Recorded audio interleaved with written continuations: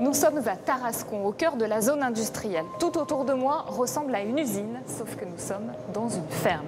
Levée de rideau sur la toute première ferme verticale de la région, Futura Gaia, la ferme du futur, où l'on cultive dans des cylindres superposés une petite révolution.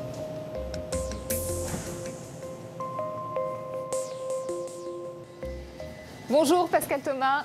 Vous êtes le président cofondateur de Futura Gaia. Alors nous sommes ici au tout début de la chaîne. Tout à fait. Donc on commence toujours par semer des graines. Donc on va prendre des graines du marché qu'on va retrouver classiquement sur vos étals une fois qu'elles ont poussé. Donc là on va avoir une première étape que Emma est en train de réaliser. C'est vraiment planter les graines dans du terreau et préparer le début de cette culture. Et on va le voir tout au long de la chaîne de fabrication. L'idée c'est d'optimiser au maximum la croissance des plantes. On a semé, et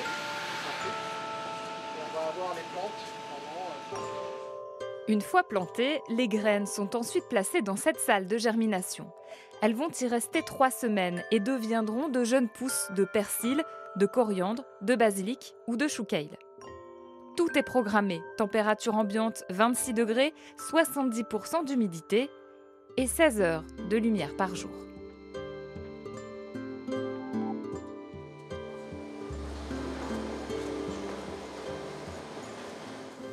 Alors ici, troisième étape, une fois que la plante a germé, on les transplante. Donc là, ce qui se passe, c'est que voilà, le robot va venir prendre dans la plaque de germination. Il va automatiquement le transplanter dans son emplacement. Et donc ça, c'est une tâche qu'on a automatisée parce qu'on veut limiter encore le contact entre l'humain et la plante.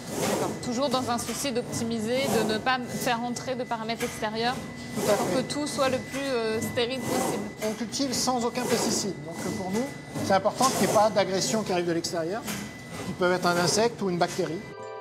Pas de pesticides, pas de produits phytosanitaires. Toutes les plantes sont nourries au Nutrimix, un mélange d'eau, de minéraux et d'oligo-éléments dosés en fonction des besoins de chaque variété.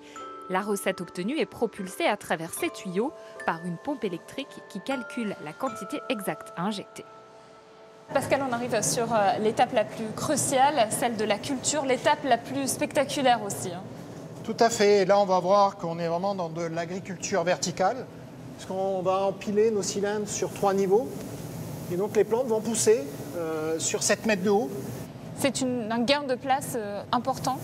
On va avoir un gain de place extrêmement important, puisque 1 mètre carré au sol va faire 9 mètres carrés au final. Et surtout, on va multiplier le nombre de récoltes, puisque typiquement sur des basiliques, on va en faire 26 par an.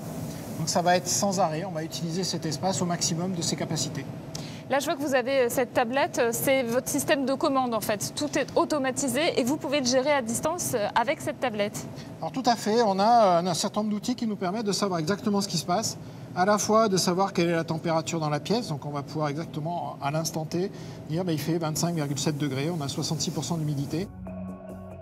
Futura Gaia s'est inspiré des fermes verticales apparues il y a une dizaine d'années à Singapour, un pays en mal de terres agricoles.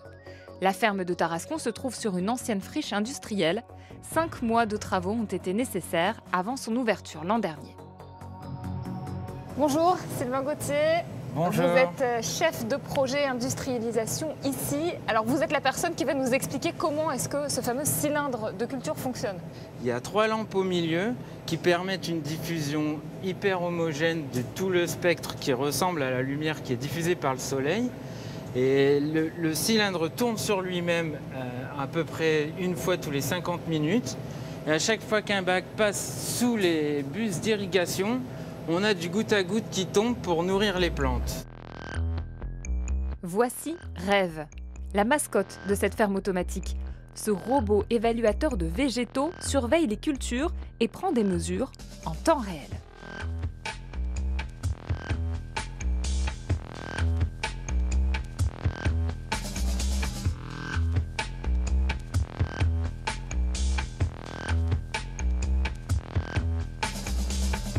Pour Pascal Thomas, issu d'une famille de paysans, cette agriculture du futur n'est pas contre nature, au contraire, elle a du sens.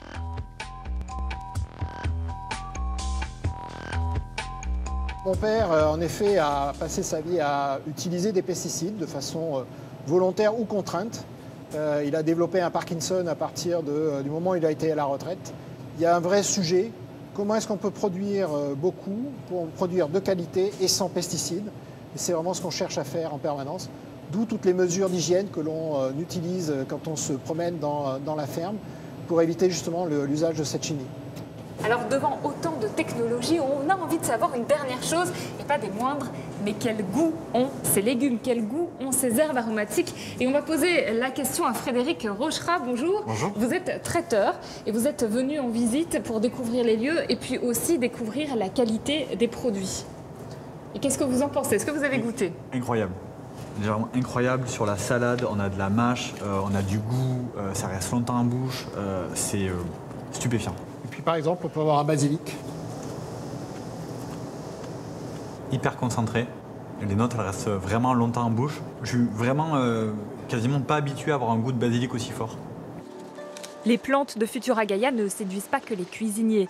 Les industries cosmétiques et pharmaceutiques sont aussi intéressées par ces végétaux hors du commun. Mais la jeune start-up n'a pas pour objectif de cultiver. Ce qu'elle voudrait, c'est vendre ces fermes verticales à des agriculteurs qui les utiliseraient en complément de leurs terres. Reste aux consommateurs à valider le concept et le prix. Une salade pourrait coûter de 1,50 € à 2 €.